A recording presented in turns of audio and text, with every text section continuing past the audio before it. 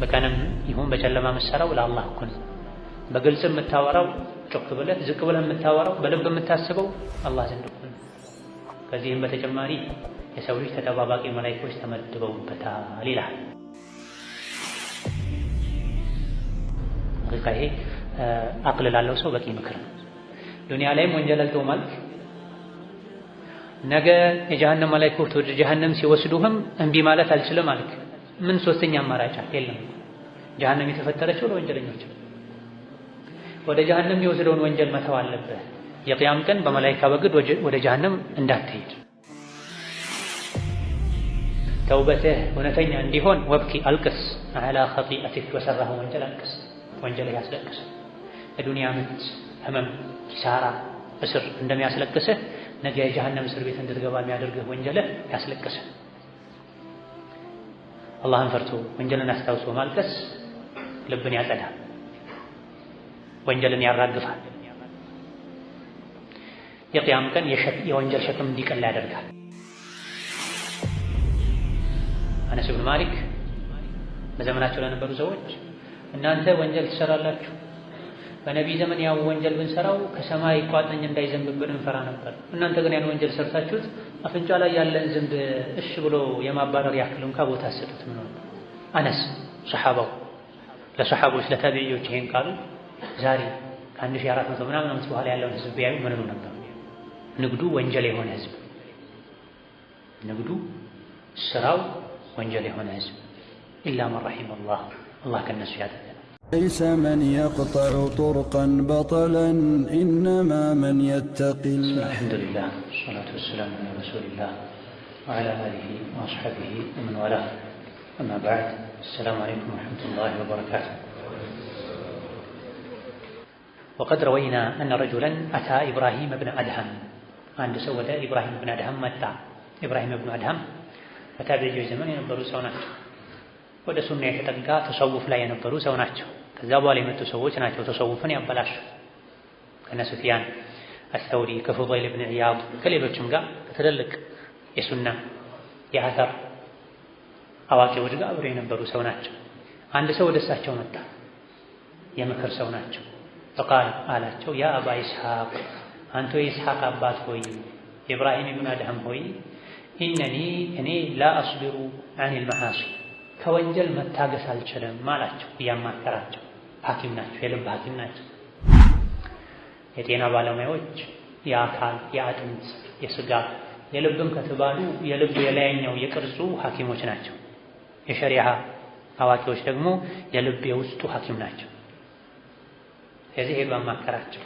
እኔ ከወንጀል መታገስ አልችልም፣ ሆነ ወንጀል ፊት ለፊት የገጠመኝ ያን ወንጀል መስራት ነው የኔ ስራ።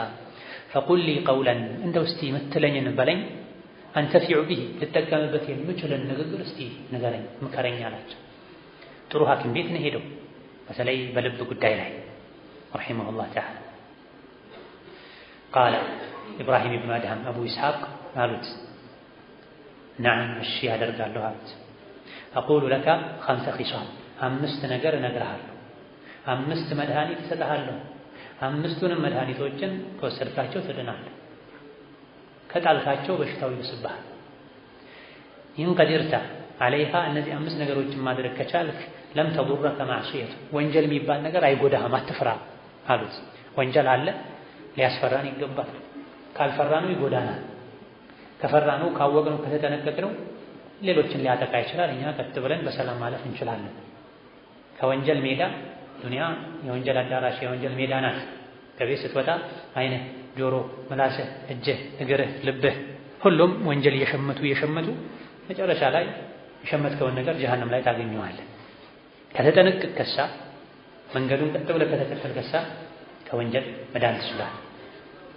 ኩሉ ናሲ የጉዱ ፈባይዑ ነፍሰሁ ፈሙዕቲቁሃ አው ሙቢቁሃ ነቢ እንዳሉት ሰላስ ሁሉም ሰው ማልዶ ወጥቶ ማለዳ ላይ ከቤት ወጥቶ ነፍሱን ወይም ይሸጣታል ለሸይጣን ወይም ይገዛታል፣ የአላህን ውዴታ ተከትሎ ነፍሱን ያተርፋታል።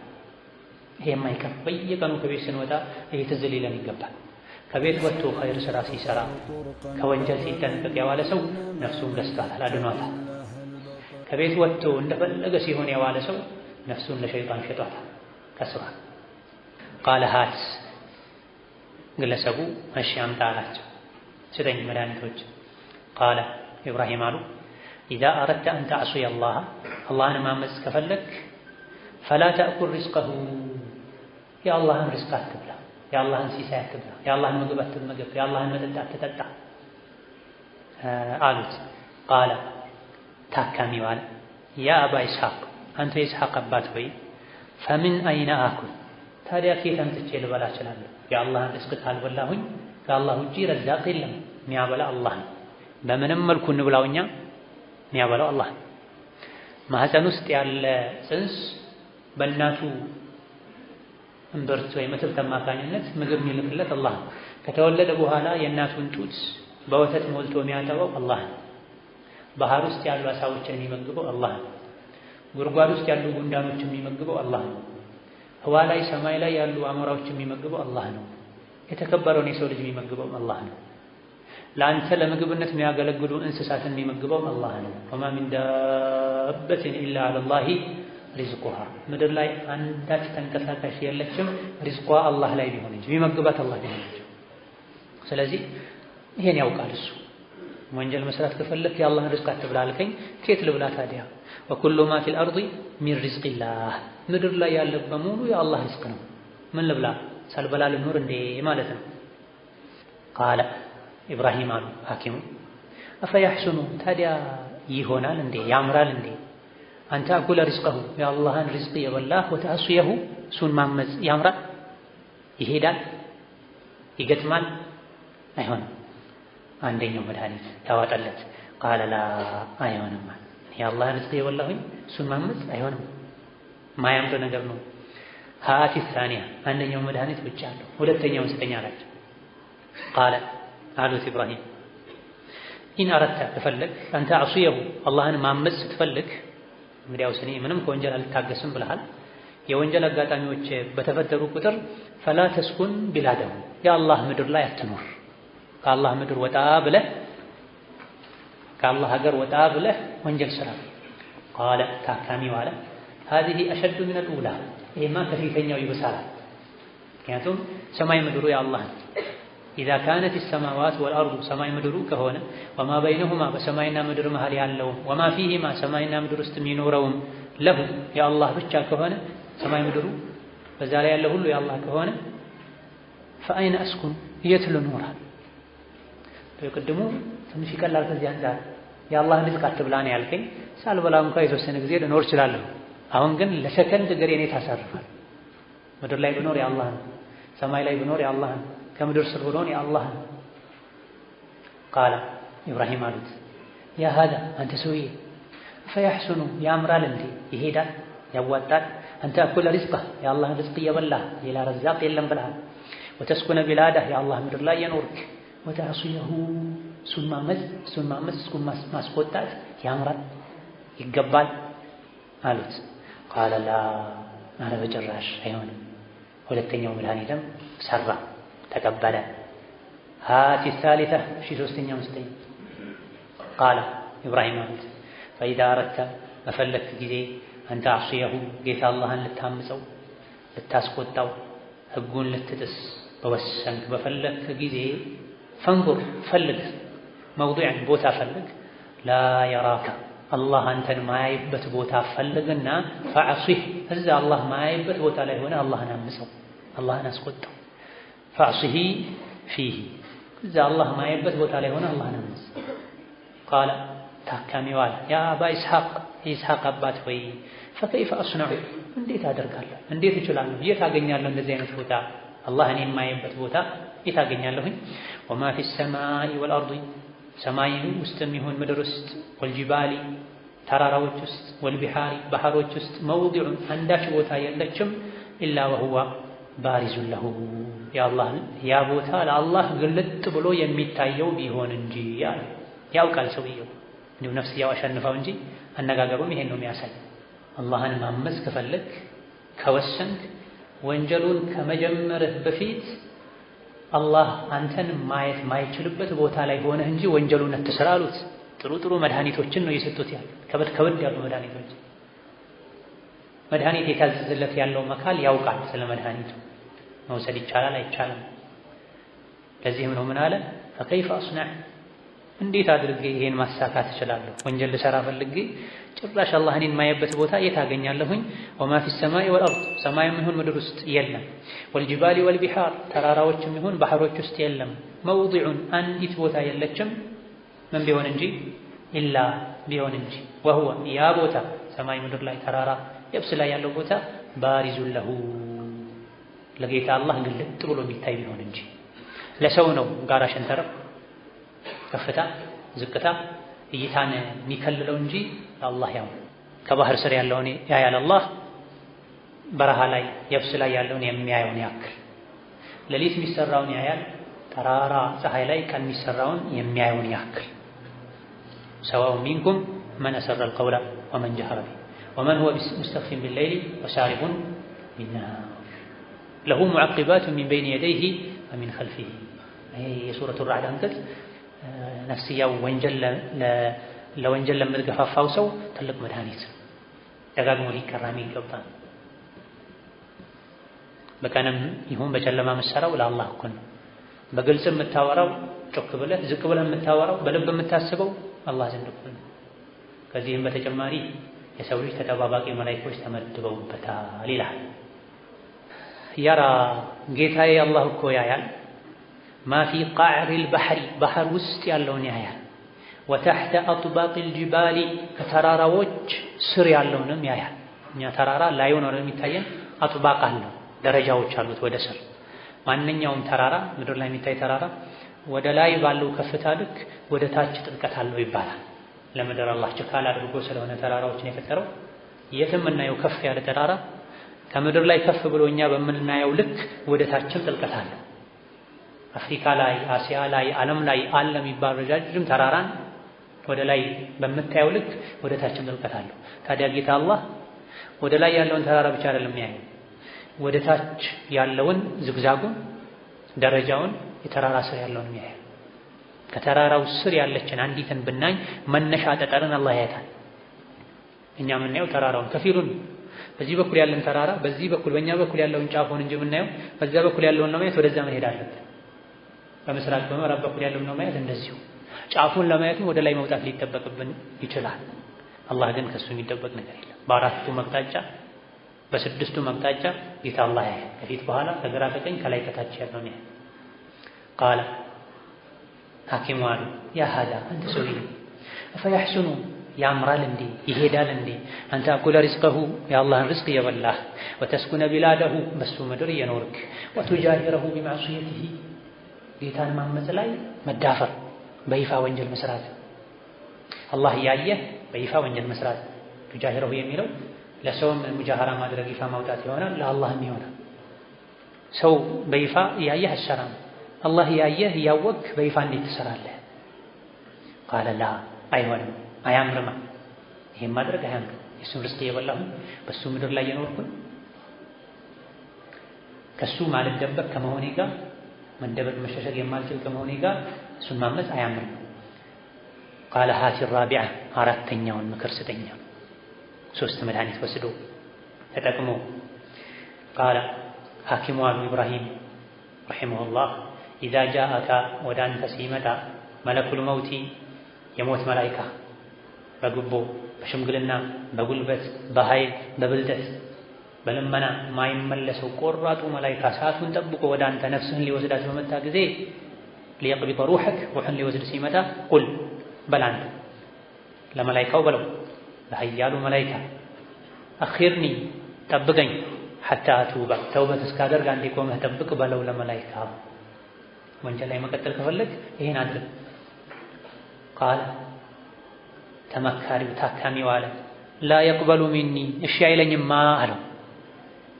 የሞት መላኢካ ነፍሴን ሊወስድ መጥቶ እኔ ወንጀል ስሰራ ኖሬ እሱ ሲመጣ ተውበት ላድርግ አንዴ ጠብቀኝ ብለው እሱ እሺ አይለኝም። ቃለ ሐኪሙ አሉ ያ ሃዳ አንተ ሰውዬ ፈኢዛ ኩንተ ተዕሲህ አላህን ተባረከ ወተዓላ የምታምፀው ከሆነ ወላ ተእመኑ ማትተማመን ከሆነ ደግሞ ሙፋጃአተል መውቲ የሞትን በድንገት መምጣት ማትተማመን ከሆነ ሊመጣብኝ ይችላል ምትል አለመምጣቱ ላይ እርግጠኛ ማትሆን ከሆነ ወላ የቅበሉ ሚንካ የሞት መላኢካ የማይቀበልህ ከሆነ ፈዩአኺረከ ጊዜ መስጠትን ትንሽ ማቆየትን እሺ ማይልህ እድል ማይሰጥህ ከሆነ ፈተሙቱ ዐላ ገይሪ ተውበቲን ተውበት ሳታደርግ ልትሞት የምትችል ከሆነ ፈከይፈ የኩኑ ሓሉከ ያኔ ታዲያ ሁኔታ እንዴት ሊሆን ነው? ሞት በድንገት እንደሚመጣ ታውቃለህ።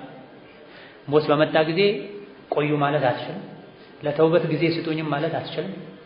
ባለህበት ወንጀል ሁኔታ ላይ ከሞት አኺራ ላይ ሁኔታ እንዴት ሊሆን ይችላል? ይሄን አስበኸዋል? እያንዳንዳችን ልንጠይቀው ራሳችን ልንጠይቀው የሚገባ ጥያቄ። ወንጀል ስንሰራ ነገ ተወብታለሁ ነው አብዛኛው ጊዜ ሙስሊሙን የሆነ ሰው አላህ የራሱ ጉዳይ አያኝ ብሎ የሚሰራ ሰው የለም። አብዛኛው ጊዜ ግን ተስፋ ነው። ተውበት አደርጋለሁ አስተካክላለሁ። ማስተካከያ ጊዜ የለንም፣ እርግጠኛ አይደለም። የኛ የምንለው ጊዜ አሁን ያለንበት ጊዜ ነው። የኛ የምንላትን አሁን ያለንባትን ጊዜ በወንጀል ከተጠቀምናት የተውበቱ ጊዜ የኛ አይደለም፣ ሊመጣም ላይመጣ ይችላል። ስለዚህ በወንጀሉ ፋንታ ኸይር ስራ መስራት ነበር ከኛ የሚጠበቀው። አዋቂዎች ብንሆን ቢገባን ጀነትና ጀሃነም ፊት ለፊቱ የሚጠብቁት ሰው ጊዜን ካገኘ ያን ጊዜ ጀነትን በመሸመት ሊያሳልፈው እንጂ ወደ ጀሃነም በመውረድ የጀሃነምን በር ታግሎ በመክፈት ሊያሳልፈው አይገባም። ቃለ ሃቲል ኻሚሳ አምስተኛውን መድኃኒት ስጠኝ። ቃለ ሐኪሙ አሉ ኢዛ ጃአትከ ዘባንየቱ ዱንያ ላይ እንደዚሁ ሆነህ ኖርክ ሳትቶበት ሞትክ ቅያማ ቆመ። ኢዛ ጃአትከ ዘባንየቱ የጀሃነም ዘበኛ መላኢኮች ወደ አንተ ሲመጡ ሊያኹዱከ ሊወስዱ ኢለናሪ ወደ እሳት ሊወስዱ ሲመጡ ፈላ ተምዲ መዐሁም እሺ ብላቸው አትሄድ ከነሱ ጋር። ወንጀል መስራት ከፈለግ ቀድመ ይሄን አድርግ። ይሄን ማድረግ እንደምችል እርግጠኛ ሁን። ቅያማ ቆሟል፣ በቀንዱ ተነፍቷል፣ ሰዎች ተደናግጠዋል፣ አንድ ሜዳ ላይ ተሰባስበዋል። የጀነቶች ወደ ጀነት ሊሄዱ ነው፣ መልካም ስራቸው ወደዛ ወስዷቸው። አንተ ግን እምቢ ብለሃል፣ ወንጀልን መተው አልችልም ብለሃል። ከላይ የተባሉት ሁሉን ካላደረግ እዚህ ደርሰህ ግን ተውበትም ካላደረግ በድንገት ሞት ሊመጣ እንደሚችል እያወቅህ መጨረሻ ያለህ እድል ወንጀልህ የጀሃነም ጭፍራዎች ጋር ያሰልፈሃል። ዘባንያዎች መጥተው ወደ ጀሃነም ሊወስዱህ ሲሉ በወንጀል ኖረሃልና እጅ ከፍንጅ ተይዘህ ሞተሃልና ያኔ አልሄድም አላቸው፣ እምቢ በላቸው። ቃለ ታካሚው አለ ላ የደዑነኒ እሺ ብለው አይተውኝማ አለ። እኔ እምቢ ብላቸው መቼም ማንም ወደ ጀሃነም ሲወስዱት እምቢ ብሎ አይሄድም። ለዚህ ነው የውመ ዩደዑነ ኢላ ናሪ ጀሃነመ ደዓ ይላል አንቀጹ። የጀሃነም ሰዎች ድለ ቢሶች ወደ ጀሃነም መገፍተርን ተገፍትረው በሚገቡበት ጊዜ የሚኖረውን ሁኔታ አስታውስ ይላል አላህ። አይኑ ያየ ማንም ደስ ብሎት ወደ ጀሃነም የተራመደ አይሄድም። መላኢኮች እየጎተቱ ነው የሚወስዷቸው፣ እየገፈተሩ ነው የሚወስዷቸው፣ በሰንሰለት እየሳቡ ነው የሚወስዷቸው። መሄድ አይፈልጉም። خذوه فغلوه ثم الجحيم صلوه ثم في سلسلة ذرعها 70 ذراعا فاسلكوه በሰንሰለት ታስሮ በፊት የተጎተተ ከኋላ እየተገፈተረ ነው ወደ ጀሃነም የሚሄደው። እስር ቤት የሚሄድ ሰው የቀፈፈው ነው የሚሄደው። እንደው የዱንያ እስር ቤት አምልጬ እወጣለሁ፣ በምህረትም እወጣለሁ፣ በገንዘብም እወጣለሁ ያለ ሊቀለው ይችላል እድሜ ልክ አንድ ሰው ቢፈረድበት። የጀሃነም እንደዛ አማራጭ የለው። ቃለ ኢብራሂም አሉት فإذا كنت لا تقدر ማትችል ከሆነ على الامتناع منه ከነሱ እንቢ ማለትን ማትችል ወደ ኋላ መቅረትን ማትችል ከሆነ ولا تدع المعصية እዚህ ደግሞ ዛሬ ዱንያ ላይ ነገ ወደ ጀሃነም የሚወስድህን ወንጀልም መተው ማትችል ከሆነ فكيف ترجو እንዴት ነው ታዲያ ተስፋ የምታደርገው الخلاص ከጀሃነም መዳን? ይሄ አቅል ላለው ሰው በቂ ምክር ነው። ዱንያ ላይም ወንጀል አልተው ማለት ነገ የጀሃነም መላእክቶች ወደ ጀሃነም ሲወስዱህም እንቢ ማለት አልችልም ማለት ምን ሶስተኛ አማራጭ የለም። ጀሃነም የተፈጠረችው ለወንጀለኞች። ወደ ጀሃነም የወሰደውን ወንጀል መተው አለብህ።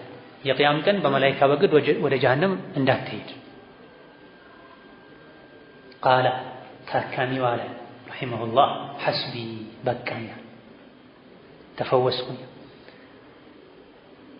የመፈወሱ ምልክትም ታየ። ቀጥሎ ወለዚማ ጓደኛ አድርጎ ያዘ ኢብራሂም አልአድሃምን ጓደኛ አድርጎ ያዘ። ፈዐበደላህ አላህን አመለከ ተገዛ፣ ሙሉ መገዛትን ሐታ ማተ እስኪሞት ድረስ መጨረሻው አማረለት። ጥሩ ሐኪም አገኘ። ኢብራሂም ኢብኑ አድሃም ባለስልጣን ነበሩ፣ የባለስልጣን ልጅ ነበሩ፣ ባለሀብት ነበሩ። ያማረ ልብስ ነበር የሚለብሱት፣ የለሰለሰ ምግብ ነበር የሚበሉት። ከዕለታት አንድ ቀን ልባቸው ነቅቶ ያን የቅንጦት ሕይወት ትተው ወደ አኺራ ወደ ዙህድ ገቡ። ከዚያ ከቅንጦት ወርደው ደረቅ ዳቦ ወንዝ ውሃ ላይ የነከሩ ነበር የሚበሉት። አተዋል ዱንያን ንቀው ትተዋል። ዘመናዊ ቤታቸውን ትተው በረሃ ላይ ነበር የሚኖሩት።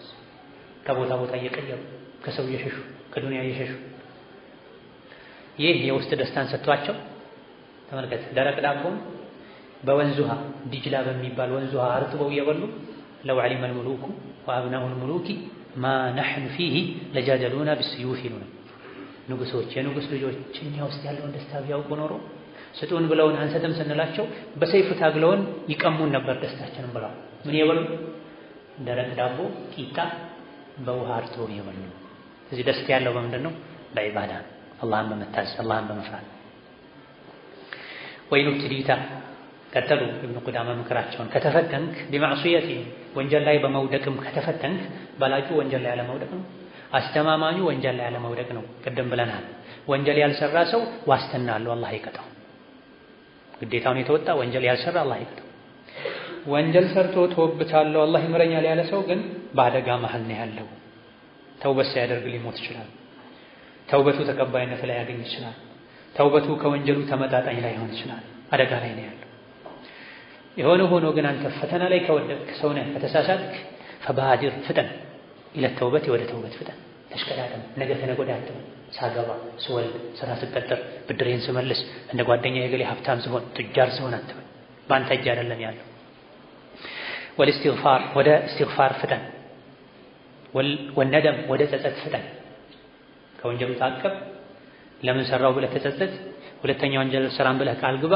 ከዛ በኋላ እስትግፋር አድርግ። ከዛ በኋላ መልካም ስራ ስራ። ልብህ ወንጀል ላይ ኢዕቲካፍ አድርጎ ሳለ አልለቅም ብሎ ወንጀሉን ባፍ አስተግፍሩላህ አስተግፍሩላህ ብትል ለዛሬ ወንጀል ዛሬ እስትግፋር አድርገህ ተውበት አድርገህ ነገ ግን እመለሳለሁ ከተቸገርኩኝ አሁን ወንጀሉን ሰራዋለሁ ካልክ ይሄ መስፈርቱን ያላሟላ ተውበት ነው። ተውበትህ እውነተኛ እንዲሆን ወብኪ አልቅስ አላ ኸጢአቲክ በሰራህ ወንጀል አልቅስ። ወንጀልህ ያስለቅስ። የዱንያ ምት ህመም ኪሳራ እስር እንደሚያስለቅስህ ነገ የጀሃነም እስር ቤት እንድትገባ የሚያደርግህ ወንጀልህ ያስለቅስህ። አላህን ፈርቶ ወንጀልን አስታውሶ ማልቀስ ልብን ያጸዳል፣ ወንጀልን ያራግፋል። የቂያም ቀን የወንጀል ሸክም እንዲቀል ያደርጋል። አይናን ለን ተመሰሁምና ሁለት አይኖች የጀሃነም እሳት ተነካቸውም ብለዋል ነብዩ ሰለላሁ ዐለይሂ ወሰለም። አንደኛው አላህን ፈርቶ ያለቀሰ አይን፣ ሁለተኛ የእስላምን ድንበር የዲንን ድንበር ሲጠብቅ ሳይተኛ ያደረን አይን። ሁለት አይኖችን እሳት ተነካቸውም ብለዋል ነብዩ ሰለላሁ ዐለይሂ ወሰለም። ፈኢነከ ላ ተድሪ ምክንያቱም አንተ አታውቅም ዓላማ አንተ ሚንሃ ወብኪ ዓላ ኸጢአቲክ በወንጀልህ ምክንያት አልቅስ ፍራ። ምክንያቱም ፈኢነከ ላ ተድሪ አታውቅምና ዓላማ አንተ ሚንሃ ያ ወንጀልህ አንተ ላይ የሚያመጣብህን መዘዝ አታውቅም። አንዳንዴ ወንጀሉን እንረሳዋለን፣ አላህ ግን አይረሳው። አንዳንዴ ትንሽ ነው ብለን እናስባለን፣ ብዙ አንጨነቅለትም። አላህ ዘንድ ግን ትልቅ ይሆናል። ወበዳ ለሁም ሚነላሂ ማ ለም የኩኑ ያሕተሲቡ። ወንጀልን እኛ በናቅነው ቁጥር አላህ ዘንድ ይከብዳል። እኛ በከበደን በፈራነው ቁጥር አላህ ዘንድ ይቀላል። የቂያም ቀን ያላሰቡት ዕዳ ተጋለጠላቸው ይላል። ይሄ ወንጀል የሰሩ ወንጀል ለሚረሱ ሰዎች፣ ትልልቅ ጥፋት ያጠፉ ወንጀላቸውን ለሚንቁ ሰዎች። የዘመኑ አንዱ በሽታም ይሄ ነው። ቀኑን ሙሉ ወንጀል ስንሰራ እንውላለን። ማታ ምንም ወንጀል እንዳልሰራ ሰው እግራችንን ዘርግተን ዘና ብለን ተኝተን እናድራለን። አላህን እናማርራለን፣ እንተማመናለን ምንም እንደማይቀጣ።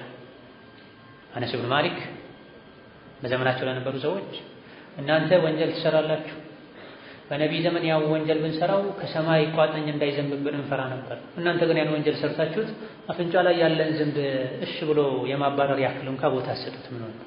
አነስ ሰሓባው ለሰሓቦች ለታቢዒዎች ይሄን ቃሉ ዛሬ ከ1400 ምናምን ዓመት በኋላ ያለውን ህዝብ ቢያዩ ምን ነው ነበር? ንግዱ ወንጀል የሆነ ህዝብ፣ ንግዱ ስራው ወንጀል የሆነ ህዝብ። ኢላ መን ረሒመላህ አላህ ከነሱ ያደረገ ካዘነላቸው ያደረገ። ካነ ባዕዱሁም የቁል ከቀደምቶች መሃል አንዳንዶች ይሉ ነበረ ላ ተንዙር አትመልከት ኢላ ሲገሪል ኸጢአቲ የምትሰራትን ወንጀል ትንሽ መሆኗን አይደለም ማየት ያለብህ። ወላኪን ነገር ግን እንዙር ልብ በል ተመልከት ኢላ መን ዐሰይተ ያመፅከው ማንን እንደሆነ ነው ማየት ያለብህ። ወንጀሏ ትንሽ መሆኗን አይደለም። እኔ ምን ሰራሁ? ስንትና ስንት ሙጅሪሞች አሉ ሀገር የሚያወድሙ ይልሃል። ያነሱን ወንጀላት አንተ የሰራት ወንጀል ትንሽም ብትሆን ያመጽከው ማንን ነው? ህጉን የጣስከው ማንን ነው? ያን ነው ማየት ያለብህ። ይሄ የብላል ኢብን ሰዕድ ታላቁ ታቢዒ ንግግር ነው።